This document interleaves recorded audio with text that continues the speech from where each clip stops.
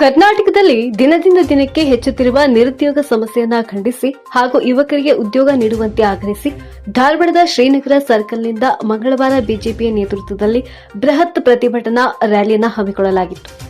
ವಿಧಾನ ಪರಿಷತ್ ವಿರೋಧ ಪಕ್ಷದ ನಾಯಕರಾದಂಥ ಛಲವಾದಿ ನಾರಾಯಣಸ್ವಾಮಿ, ಶಾಸಕ ಅರವಿಂದ್ ಬೆಲ್ಲದ್ ಹಾಗೂ ಮಾಜಿ ಶಾಸಕ ಎಸ್.ವಿ. ಸಂಕನೂರ್ ಅವರ ನೇತೃತ್ವದಲ್ಲಿ ನಡೆದ ಈ ರ್ಯಾಲಿಯಲ್ಲಿ ಸಾವಿರಾರು ನಿರುದ್ಯೋಗಿ ಯುವಕ ಯುವತಿಯರು ಪಾಲ್ಗೊಂಡು ಸರ್ಕಾರದ ವಿರುದ್ಧ ಆಕ್ರೋಶ ವ್ಯಕ್ತಪಡಿಸಿದರು. ಇನ್ನು ಪ್ರತಿಭಟನೆಯನ್ನ ಉದ್ದೇಶಿಸಿ ಮಾತನಾಡಿದ ಛಲವಾದಿ ನಾರಾಯಣಸ್ವಾಮಿ ಅವರು, ರಾಜ್ಯ ಸರ್ಕಾರವು ಯುವಕರ ಭವಿಷ್ಯದೊಂದಿಗೆ ಚೆಲ್ಲಾಟ ಮಾಡುತ್ತಿದೆ. ಗ್ಯಾರಂಟಿ ಯೋಜನೆಗಳ ಹೆಸರಿನಲ್ಲಿ ರಾಜ್ಯವನ್ನ ಲೂಟಿ ಮಾಡುತ್ತಿರುವ ಈ ಸರ್ಕಾರ ಯುವಕರಿಗೆ ಉದ್ಯೋಗ ಸೃಷ್ಟಿಸುವಲ್ಲಿ ಸಂಪೂರ್ಣ ವಿಫಲವಾಗಿದೆ. ಕೇವಲ ತಮ್ಮ ಏಳಿಗೆಗೆ ಸೀಮಿತವಾಗಿರುವಂತಹ ಈ ಸರ್ಕಾರ ಯುವಕರನ್ನ ದಾರಿ ತಪ್ಪಿಸುತ್ತಿದೆ ಎಂದು ತೀವ್ರವಾಗಿ ಖಂಡಿಸಿದರು. ಶಾಸಕ ಅರವಿಂದ್ ಬೆಲ್ಲದ್ ಮತ್ತು ಆರ್ ಅಶೋಕ್ ಹಾಗೂ ಎಸ್.ವಿ. ಸಂಕನೂರ್ ಅವರು ಮಾತನಾಡಿ, ನಿರುದ್ಯೋಗಿಗಳ ಸಂಖ್ಯೆ ಹೆಚ್ಚಾಗುತ್ತಿರುವುದು ರಾಜ್ಯದ ಭವಿಷ್ಯಕ್ಕೆ ಮಾರಕವಾಗಿದೆ ಎಂದು ಎಚ್ಚರಿಸಿದರು. ಸಾವಿರಾರು ಸಂಖ್ಯೆಯಲ್ಲಿ ಸೇರಿದ ಯುವ ಜನತೆ ಸರ್ಕಾರಕ್ಕೆ ಧಿಕ್ಕಾರ ಕೂಗುವ ಮೂಲಕ ಮೆರವಣಿಗೆ ನಡೆಸಿ ತಮ್ಮ ಬೇಡಿಕೆಗಳ ಈಡೇರಿಕೆಗೆ ಆಗ್ರಹಿಸಿದರು.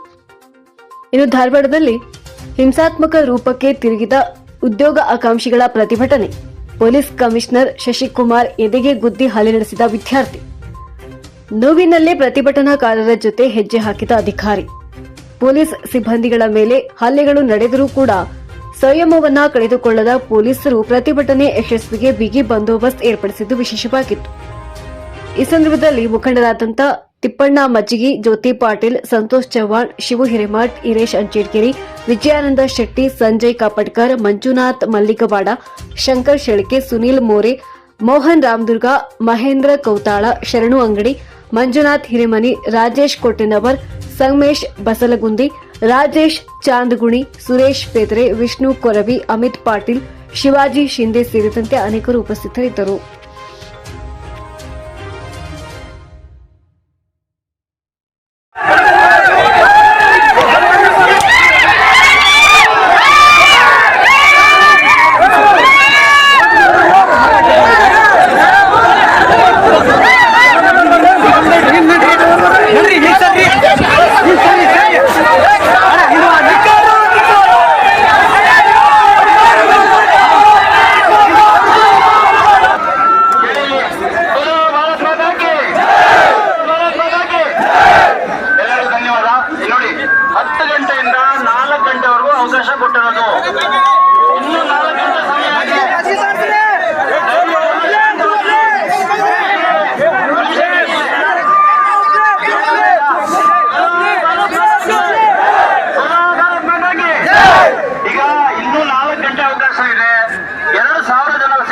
ನಿಯೋಜನೆ ಮಾಡಿರೋದು ನಿಮಗೋಸ್ಕರ, ಯಾರಿಗೂ ನಿಲ್ಲಿಸಲಿಕ್ಕೆ, ತೊಂದರೆ ಕೊಡ್ಲಿಕ್ಕೆ ಅಥವಾ ನಿಮ್ಮ ಪ್ರತಿಭಟನೆ ಆಗಲ್ಲ.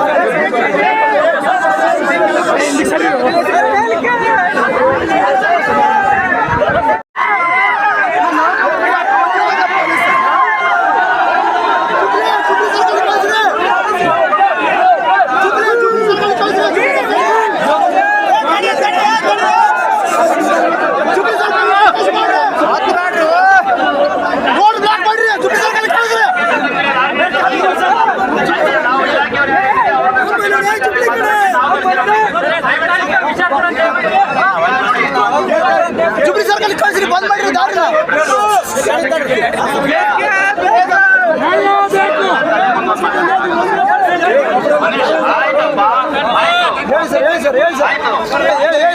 ನೀನು ಇವಾಗ ಎದ್ರ ಬಂದಿರ. ನಾನು ಕಾಂತಕುಮಾರ್ ಲಾಸ್ಟ್ 1.5 ವರ್ಷದಿಂದ ಜೊತೆಗೆ ಕೆಲಸ ಮಾಡ್ತಿರೋದು.